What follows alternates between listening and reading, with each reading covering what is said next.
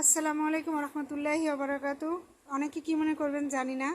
আজকে খিচুড়ি রান্না করব। ভাবলাম একটু পুরনো ভাত আছে, পুরনো বলতে কালকের ভাত, তো এটা ফেলে না দিয়ে একটু ডাল চাল মিশিয়ে ভাতের সাথে সবজি খিচুড়ি রান্না করব। যদিও মুরগির মাংস দিতে বলছিলাম, কিন্তু আমার হাজব্যান্ড খাবে না, ডিম ভাজা দিয়ে খাবে, তাই তো আজকে এটা দেখাচ্ছি আপনাদের।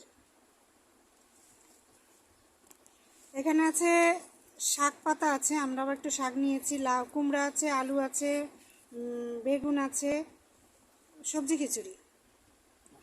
সব দিয়ে দাও, একবারে ঢেলে দিয়ে দাও। আজকে এটা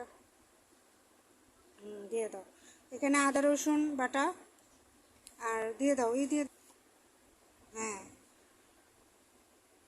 আজকে আনকমন জিনিস খাওয়াবো। হ্যাঁ, আর একটু দাও।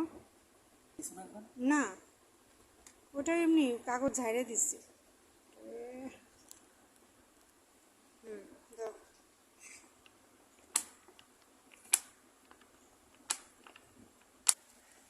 এই হচ্ছে আজকে আমাদের ভিডিও। চাল ডাল খিচুড়ি, ভাতও আছে সাথে, আল্লাহ জানে। এই যে আমাদের খিচুড়ি।